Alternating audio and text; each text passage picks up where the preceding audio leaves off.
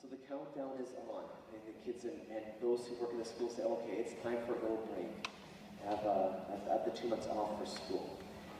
And I think that also at the end of the year, it's important to look at our Catholic schools and what things really worked well. And I have to say, at Our Lady of Wisdom, one of the things that they've done throughout this past year is focusing on buckets, filling up buckets. And so everyone there has been reading the book, How Full is Your Bucket for Kids? And to look at the importance of one's emotional and mental well-being in terms of their overall health. Some people may say, that's a bunch of nonsense. Like, schools are there for academics. But I think really having an appreciation of our Catholic schools is that it looks at the whole person. Their mental well-being, spiritual, emotional, the whole gamut. Because if people are happy, if their buckets are full, if they're content emotionally and mentally, they'll do well in school. And they'll also be doing good things at school. Now, we all know people who are miserable. And miserable people almost empty of people's baskets or buckets. And so when people are unhappy, then their behavior is reflected in that. And so the idea is that if people's emotional buckets are full, they're going to be happy. And in fact, it spills over to fill up other people's buckets, because the essence of our Catholic faith is about relationships. It's about the giving and receiving of love. So the more our buckets are full, the more we can fill up other people's buckets. And so our Catholic schools are based upon the very person of Jesus. And so the Eucharist today fills up our own spiritual buckets. Now, as I mentioned, Jesus is the epitome of what it means to the goal of all human existence, because he teaches us how to give and receive love. And so our gospel today was taken from the 6th chapter of John, which the scholars call the Bread of Life Discourse. And that whole chapter permeates how Jesus fills up people's buckets. Looks at their whole personage, their emotional, spiritual, and also physical well-being. So John chapter 6 begins with people coming to Jesus because they've heard about all the healings that he has done.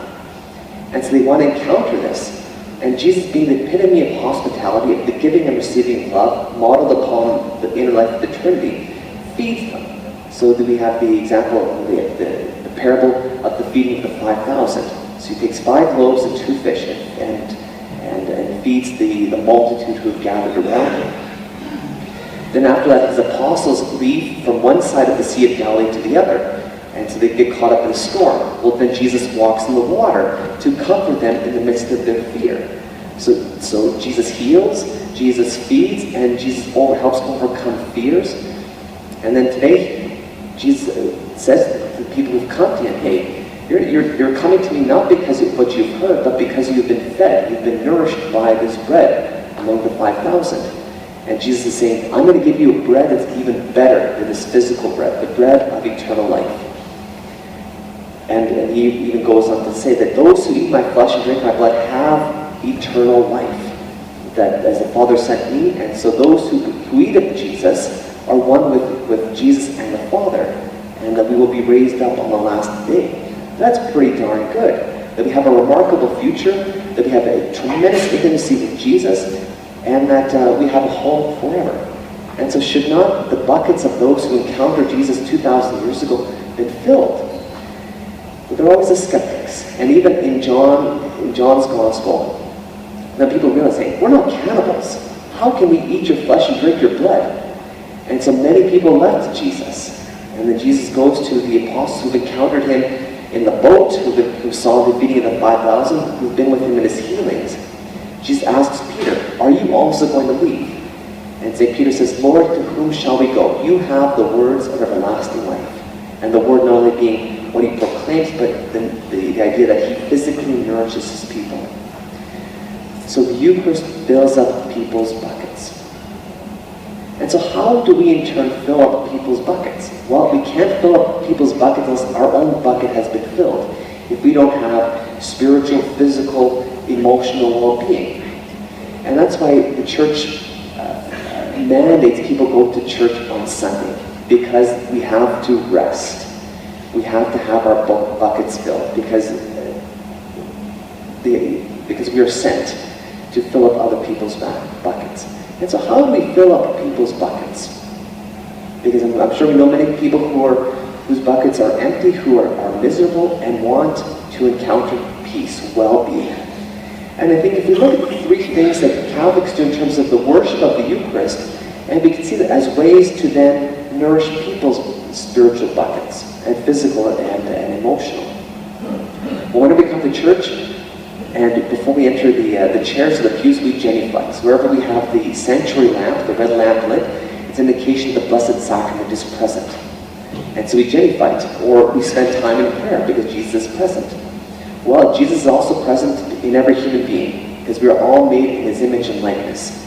And in Matthew 25, Jesus says that as you have loved the least of my brothers and sisters, 6 groups of people: the hungry, the naked, the thirsty, the stranger, the sick, and the imprisoned.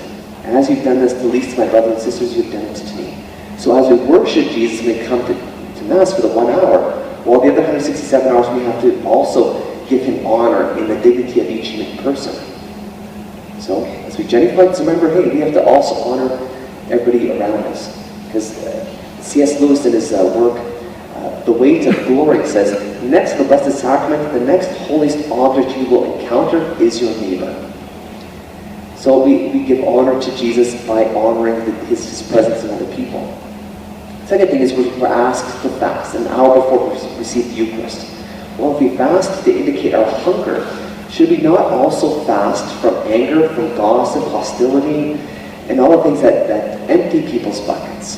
So if we fast for the Eucharist, should we not fast from all the bad things that empty people's buckets? And so also at Mass, we give the Lord our best. So we make sure that we have nice chalices, that everything is set up very well. We want to give the Lord our best in terms of celebrating the Eucharist. Well, should we not in turn give our best when we're at work, when we are driving, and maybe instead of being discourteous to drivers, and being a little more courteous and a little more patient, giving our best and attention to our family members, to friends? Yeah, if we give the Lord our best here at church, should we not give our best in the world, and especially in our human work? So we give honor to Jesus when we genuflect, when we fast, and also when we are sacrificed to him. Well, in turn, those are ways that we can in turn fill up other people's buckets. And so we give God praise because he comes to us in our bodies. So every time we celebrate the Eucharist, it is really the greatest miracle in human history. Bread and wine become his body and blood. And when people say that's a bunch of nonsense, well, we take it with faith. And because of our own lived experience of that, we're drawn ever more closer and hunger ever more. And in turn, we're so filled with our hope of eternal life, being raised up on the last day, of Jesus' intimacy with us. Well, we got to go out and share that good news and fill up other people's buckets. Because ultimately the Lord's going to judge how have you loved others with the gifts I've given you? Well, this week let's help fill up people's buckets, whether they're spiritual well-being, spiritual and emotional, because if their buckets are filled, hey, they can do good things.